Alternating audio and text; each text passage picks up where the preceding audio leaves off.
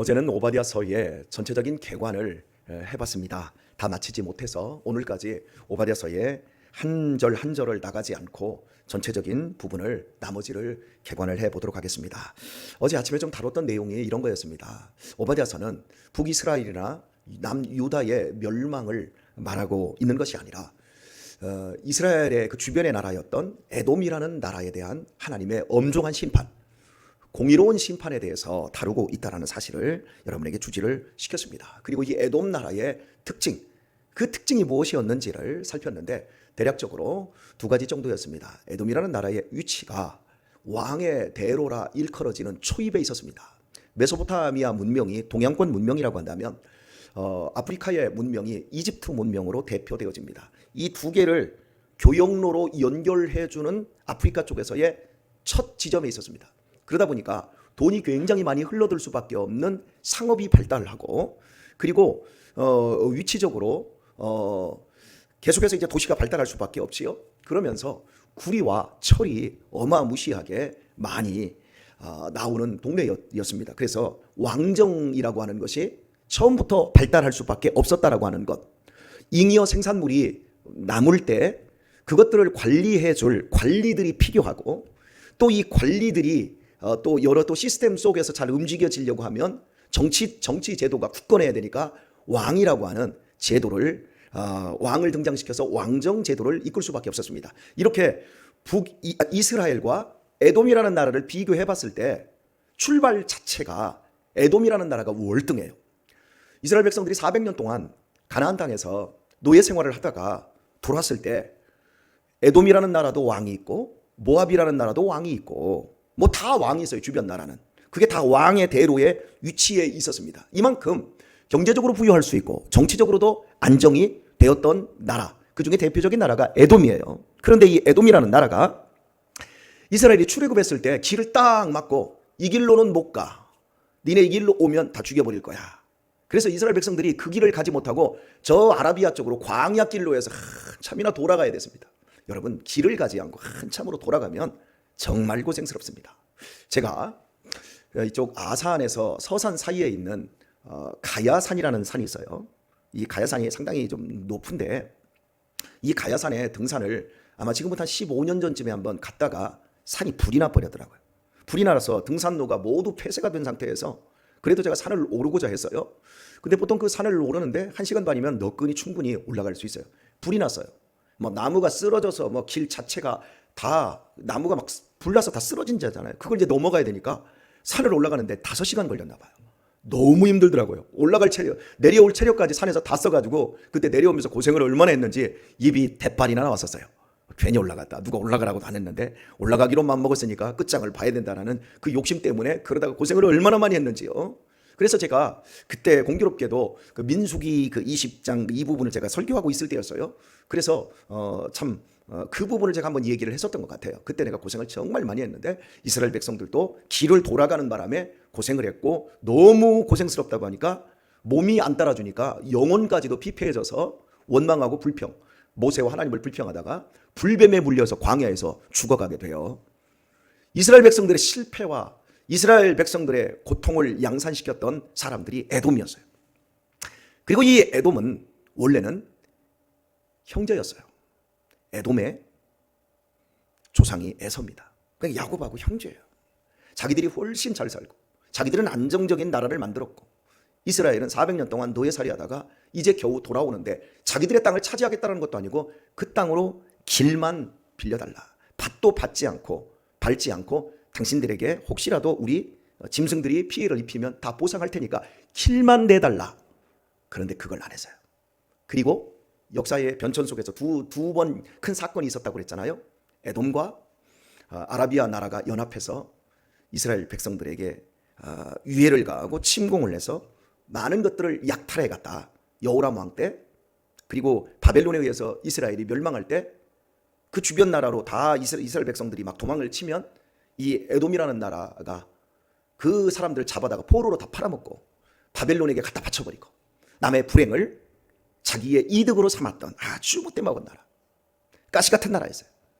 이 가시 같은 나라를 하나님이 결국에는 심판하겠다. 나는 세상을 통치하고 있고 절대로 불의를 용납하지 않는다.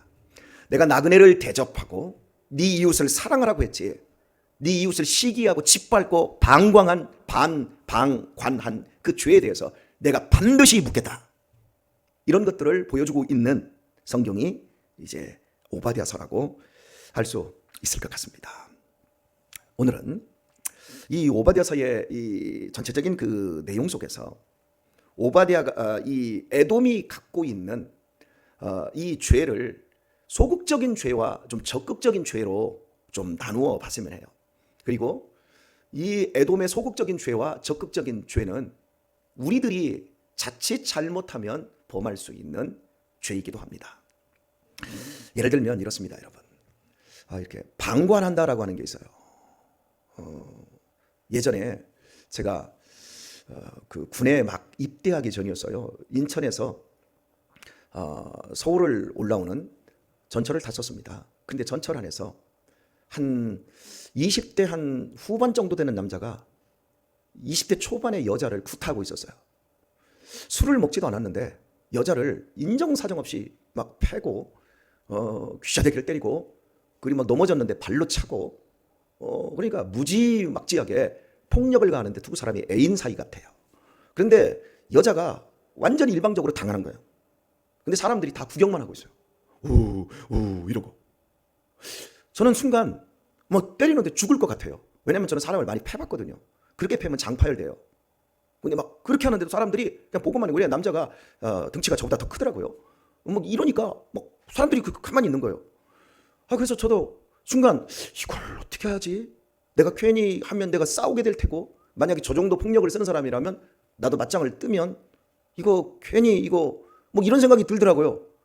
그런데 근데 몇 번 더 하는데 막 욕하고 하다가 패는데 어쨌든간 제가 중간에 끼어들었어요. 끼어들어서 아니 이렇게 때리면 되겠냐고 말로 하시라고 했더니 너는 뭐요? 생각했던 것처럼 너는 뭐요? 하면서 저한테 막 욕을 하더라고요. 그래서 말 조심하라고 그러면서 제가 조곤조곤 이제 얘기를 했어요. 그랬더니 막 큰 소리로 안 하고 조곤조곤 얘기하다가 제가 잘하는 그 용어, 제가 아주 말할 때 각을 잘 세우잖아요. 그죠? 딱 각 세우는 게 있어요. 그렇게 발발 뛰는 사람한테는 그냥 발발 뛰면서 함께 욕을 하면 안 돼요. 욕을 정중하게 해야 돼요. 아주 쫙 저음으로 깔고 한 번만 이런 거였어요. 더 이상 제가 이제 그 표현을 안 하겠어요. 네 한 번만 나 때리면 너 이렇게 그렇게 했어요. 그리고 이 여자 때리지 마. 그러면서 뒤에도 무시무시한 얘기를 제가 아주 강하게 저음으로 딱 했어요. 그랬더니 얘가 알아보더라고, 이 사람이. 술을 안 먹어서 그런지요. 그래서 그 여자를 제가 이제 못 때리게 하고실에 이제 다음 정거장에서 내렸어요. 내렸는데 자 보세요. 이게 방관이에요. 우리의 마음 속에서는 두 마음이 있어요. 이스라엘 백성들이 가나안 땅에 들어와 정착하는 과정이 너무너무 고단하고 힘들었어요. 광야길을 진행하는 것도 힘들었어요. 형제라고 한다면 최소한 그들에게 길을 내달라고 안 해도 이 길로 가라 할 수 있어요. 물이라도 떠다 줄 수 있고 음식이라도 좀, 우리가 넉넉하니까, 우리는 구리도 많고 우리는 상업 중심의 도시이고 너는 형제니까 더 그렇게 줄 수 있어요. 안 준 것만 해도 못돼 먹은 거예요. 이 방관제. 내가 있는데, 내가 선을 베풀 수 있는데 베풀지 않는 것, 그것도 큰 죄예요. 그런데 에돔은 가만히만 있어도 죄 짓는 건데 오히려 이스라엘을 괴롭혔어요. 뭐 때문에? 시기심 때문에. 자기들이 훨씬 좋은 위치에서 돈도 많고 또한 계속해서 부여할 수 있는 그 모든 것들이 다 갖춰져 있어요. 그런데 북이스라엘은, 남유다는 우리보다 더 잘 사는 거예요. 우리가 물질이 쟤네들보다 10배, 100배 이상 많은데 쟤네들은 아무것도 없는데 가정이 화목하고 행복하게 사는 거예요. 그 꼬라지를 못 보는 거예요. 부자가 가난한 사람들을 얕잡아 봅니다. 얕잡아 보는 마음속에는 시기심이 있어요. 그걸 다윗 왕 때 다윗이 자신의 충성스러운 부하의 아내를 뺐지 않습니까? 그러자 나단 선지자가 가가지고 양 우리 집에는 99마리가 있고 옆집에는 1마리가 있는데 손님이 왔다. 내 거 잡아서 줘야지요. 그지요? 그런데 옆집 사람 걸, 힘없는 사람 걸 잡아다가 줘버려요.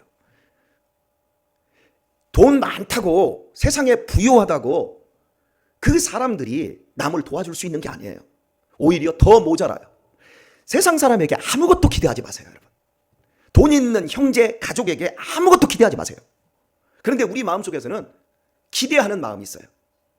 야, 저 집이 이제 돈이 벌었대. 그 예전에 우리 김대준 집사님이 중앙정보부장 김영욱 씨의 그 사촌 동생으로 김영욱 씨의 비자금을 다 관리하던 사람이었잖아요. 돈이 어마어마하게 모여지는 거예요. 강남이 개발될 때 그냥 은행, 저 한국은행 가가지고 가서 10억 내가 얘기해놨어. 그냥 달라고 그래. 그럼 그거 가지고 거기 그 땅 이 구역 사고 아파트 다 해가지고 그냥 돈이 딱 모이니까 자기의 이 월남한 형제 가족들 사촌, 팔촌까지 다 모여서 뜯어먹으려고 그거 뜯기는데도 엄청나게 많이 뜯겠다고 하더라고요. 돈이 모이니까 그게 너무 힘들더라는 거죠. 그러니까 여러분, 우리가 내가 가지고 있는 것 속에서 내가 더 부유하다라는 걸 항상 생각해야 돼요. 아, 내 형제 저 사람은 지금 집이 막 몇 채고 그거 보지 말고 내가 지금 월세를 살아도 내가 행복하고 내가 부유한 사람이야. 이 생각을 우리 그리스도인들이 가져야 내가 당당해질 수 있고 내가 행복하게 살 수 있어요. 자꾸 비교하면 안 돼요. 왜? 제가 지금 에돔을 비춰주는 거예요. 에돔이 이스라엘보다 훨씬 많이 가졌는데 에돔이 이스라엘을 그렇게 미워했던 이유는 이스라엘이 가지고 있는 영적인 복이었어요. 하나님을 섬기면서 그 사람들이 우리보다 못 먹는데 가족은 더 화목하고 더 행복하게 살고 자녀들이 부모님의 말씀에 순종하고 부부가 더 화목하고 소통하고 시간을 저 사람들 함께 예배하면서 보내는데 우리는 우리대로 잘났다고 돌아다니면서 그러면서 싸우고 그러니까 여러분, 하나를 얻으면 또 하나를 잃어요. 절대 세상에 대해서 누구 가까운 사람, 저 사람이 나 도와줄 수 있을 텐데 그 기대를 여러분 접어야 돼요. 그걸 접지 않으면 우리의 마음속에서 방관을 넘어서 시기 질투하고 그 시기 질투는 결국 우리의 마음속에서 그대로 그 사람들에게 전달되어지고 전도의 문까지 싹 닫혀버리는 거예요. 사람은요, 알아요. 우리 교회에서 여러분, 우리 어르신들 여기 계시잖아요. 우리 젊은 사람들이 인사하지요. 인사하는데 누가 정말 살갑게 마음으로 인사하는지, 누가 그냥 고개만 깔딱하는지 아시지요? 다 알아요. 우리 사람은 영적 존재예요. 이런 부분들이 우리 안에서 자꾸 이 기준이 흔들려 버리면 방관하고 시기하는 죄를 지어요. 방관도 무서운 죄지만 시기는 더 무서운 죄예요. 예수님께서 오셔서 한 사람이 예루살렘에서 여리고를 내려가다 강도를 당했다. 그런데 그 강도 당해서 거의 죽게 생겼다. 피를 질질 흘리면서. 그런데 제사장이 지나가면서 그걸 봤다. 못 본 척 갚버렸다. 성전에서 충성하고 봉사하는 레위인이 그걸 봤다. 그런데 못 본 척 그냥 갚버렸다. 개만도 못하게 여기는 사마리아인이 지나가다 그걸 봤다. 자기가 치료해주고 자기 나귀에 태워서 병원, 객잔까지 데려다주고 치료해달라. 돈을 주고 만약에 돈이 더 들면 내가 일 보고 올 때 돌아오면서 돈 더 줄 테니까 이 사람 살려내라. 누가 이 강도 만난 사람의 이웃이겠느냐, 이렇게 말해요. 오늘 제사장 같고 레위인 같은 우리들 그냥 봐요. 아유, 도와줘야 되는데, 예배부터 드리러 가야지, 도와줘야 되는데, 그래 빨리 가서 나 새벽 기도회 하고 와야지. 이런 모든 종교적인 거룩한 행위라고 하는 그것 가지고 방관하고 지나갑니다. 자, 그런데요, 강도 만났는데 저 사람이 막 피를 흘리면서 쓰러져 있는데 보니까 지갑이 옆에 흘렸는데 지갑에 돈이 이만큼 들어있네? 그러면 방관만 하고 지나갈까요? 그 지갑에 욕심이 날까요? 욕심이 날 수 있어요. 그것까지 호조면에다 넣고 올 수 있는 교회 다니는 사람들도 많이 있을 수 있습니다. 누가 에돔인가? 누가 참된 그리스도인인가? 그것은 우리의 삶의 선택이 그걸 만들어가는 거예요. 우리 작은 불을 켜서 험한 바다 비추세 말씀하잖아요. 우리 안에는 얼마든지 이 방관의 어두움을 몰아낼 수 있는 빛이 있어요. 우리 안에 얼마든지 세상 사람들의 성공에 대해서 축하해 주면서도 내가 가지고 있는 그 만족감으로 그들에게 참된 생명이 무엇인지를 나타내 줄 수 있어요. 이 삶을 우리가 진짜로 시작해야 돼요. 진짜로 시작하지 않으면 나보다 더 성공한 사람에 대해서 배가 아파서, 그리고 나는 하나님이 왜 나는 그런 축복을 우리 가정에는 안 줬냐 원망하면서 불뱀물리는 사건으로 인생이 치달아가 버려요. 기뻐하십시오. 저 20대 초반에 가장 힘들었던 것이 제가 가난하고 제가 돈이 없는 것, 이게 가장 힘들었던 게 아니라 실은 우리 형제들이었어요.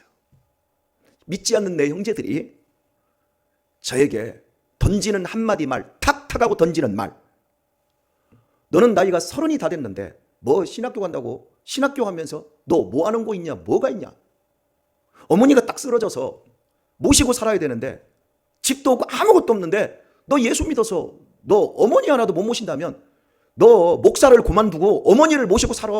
그게 목사로 네가 아들로서 먼저 해야 될 일이야. 나를 이해해 주지 못하는 내 가족들의 비아냥이 사실은 제일 힘들었어요. 삼촌의 길 가. 나한테 예수님 믿으라 그런 말 하지 마. 나는 안 믿겨지니까. 이런 얘기를 들을 때 사실 가장 힘들었어요. 그런데요, 저는 그때도 확신했어요. 하나님이 나를 사랑하시고 내 영혼을 지금 잘 되게 하는 것 같이 범사가 잘 되게 하시고 강건하게 하시리라 저 믿었어요. 쉽지 않아요. 힘들어요. 그런데 믿었어요. 왜? 하나님이 믿음을 계속해서 공급해 주시니까. 그리고 그 어려움 속에서도 어머니도 모셨고 형제들한테 손 한 번 내밀어서 나 교회 개척하는데 나 좀 생활비 좀 보태줘. 좀 돈 좀 줘. 단 한마디 해본 적이 없어요. 그리고 다 챙겼어요. 돈이 너무 없을 때는 양말이라도 사서 생일 챙겨드렸고, 이렇게 지금은 여러분이 아시잖아요. 우리 형제들이 지금 우리 교회로 오고 있고, 그리고 우리 조카들도 오고 있고, 조카 손주들도 오고 있고, 오늘도 제 형제들이 모이지만 오늘도 제가 예배인도 해요. 꼼짝 말아요. 예배인도 할 때. 예, 하나님께서 우리에게 베푸신 복, 여러분 인정해 주셔야 돼요. 배 아파하지 마세요. 내가 가진 게 더 커요. 내가 가진 게 진짜예요. 에돔 사람들이 가진 건 가면 갈수록 겉으로는 불어나는데 속은 말라 비틀어져요. 그런데 우리는 겉은 별로 풍성해 보이지 않아도 속은 넓어요. 줄 게 얼마나 많은지 몰라요. 나눌 게 얼마나 많은지 몰라요. 할렐루야 아닌가요? 그잖아요. 죄송하지만 여러분들은 지금 딱 앉혀놓고 한번 살아온 얘기 좀 한번 해봐. 우리 김경성 권사님은 2박 3일 하실 거예요. 시어머니 어떻고 시아버지 어떻게 쓰러졌고 시동생들 밥, 그 어마어마한 무시무시한 삶 다 얘기할 수 있어요. 그죠? 뭐 우리 김동래 권사님 안 하겠어요? 우리 이진당 권사님 안 그러겠어요? 다 우리 엄장로님은 안 그러겠어요? 우리 저희 그 천병희 권사님은 안 그러겠어요? 저 보세요. 뭐 줄 게 얼마나 많습니까? 그죠? 우리 천병희 권사님이나 가봐요. 방 꽉꽉 막 어디 다 채워져 있잖아. 줄 거 다. 그리고 막 사람들도 꽉꽉 채워지고요. 예, 그냥 그 삶을 살면 되는 거예요. 부러워할 거 없어요.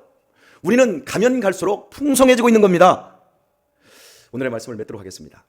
요한 3서에 보게 되면 가이오에게 이 사도 요한이 편지를 쓰잖아요. 내 사랑하는 가이오에게 내가 편지한다. 내 사랑하는 사랑 계속 이렇게 말. 그러면서 결국 이렇게 말해. 네 영혼이 잘된 같이 네가 범사에 잘되고 강건하기를 내가 간구하노라. 네 영혼이 잘됨 같이 할 때 이 잘됨다라고 하는 그 단어의 의미가 바른 길에 있다라는 뜻이에요. 그리스도인은 언제나 바른 길에 있어야 돼요. 바른 길에 있을 때 바른 관계가 만들어져요. 하나님과. 절대 세상의 것들을 여러분 쫓아가는 길에 좌우로나 우로나 치우치지 마세요. 여러분의 중심이, 여러분의 삶이 어디를 가든지 바르게 가시길 바랍니다. 바른 길, 거기에 있으면 바른 관계, 하나님과 관계가 만들어지고 주변의 사람들과 바른 관계도 만들어집니다. 예를 들어 봅시다. 내 자녀들이 사기치고요, 막 도박해서 돈을 엄청나게 땄어요. 그거 가지고 어머니한테, 아버지한테 돈을 가져와서 막 효도하겠다고 돈을 가져왔어요. 그럼 좋아할 부모 있지요? 많아요, 요즘 부모들은. 그거 10원도 써서는 안 되는 거고, 네가 일하지 않고 네가 손을 돌리지 않고 버는 그런 돈, 그건 너 지금 영혼이 잘 되지 않는 거야. 너 결국에는 범사가 망가질 거야. 너 나중에는 네 몸도 잘못될 거야. 분명히 얘기해 줘야 돼. 내 영혼이 잘됨 같입니다. 바른 길, 바른 관계. 요셉이 어떤 사람이었습니까? 어디에 있든지 형통한 사람이었어요. 왜? 항상 바른 길에 있었으니까. 항상 바른 관계에 있었으니까. 이걸 놓치지 마요. 영혼이 잘 돼서 돈 벌고 성공하고 높아지고 뛰어나지면 그 사람은 따따블인 거예요. 그런데 영혼이 잘 되지 않았는데 성공하고 돈 벌으면 나중에 따따블로 망하는 거예요. 에돔처럼. 멀리 보십시오. 결과로 보십시오. 우리의 영혼이 잘 되기를 소원합니다. 예수님의 마음을 품게 되기를 소원합니다. 우리의 목표는 예수님을 더 사랑하는 거예요. 남들하고 경쟁하지 마세요. 나하고 경쟁하세요. 권영철이하고 경쟁하는 게 아니에요. 내 자신하고 경쟁하세요. 어제보다 더 좋아진 나, 어제보다 더 방관하지 않고 어제보다 내가 더 좋아져서 이제 조금이라도 긍휼을 베풀고 어제보다 더 뛰어나고 어제보다 더 상냥하고 어제보다 더 너그러운 사람이 되십시오. 나 자신과 경쟁하는 거야. 누구와 경쟁하지 마세요. 속아 넘어가는 겁니다. 나 자신의 영혼 하나밖에 없고 이 생명 한 번뿐이고 하나님이 꼴 주신 자리에 내가 있어요. 바른 길에 있는 거예요. 여기 송탄 장로교회 이 새벽 시간에 여기 나오고 오늘 이 시간에 여기 집중하는 여러분은 오늘 바른 길에 있는 거예요. 형통한 사람이 되십시오. 그래서 여러분이 하는 일마다 하나님이 돕는 사람 되시고, 그래서 보디발 같은 사람도 저 사람은 하나님과 함께하는 사람이야 라는 인정과 칭찬이 얻어지기까지 에돔의 착한 마음들을 용납하지 마시고 그리스도 예수의 마음을 품고 오늘 또 건성할 수 있기를 우리 주 예수님의 이름으로 축원합니다.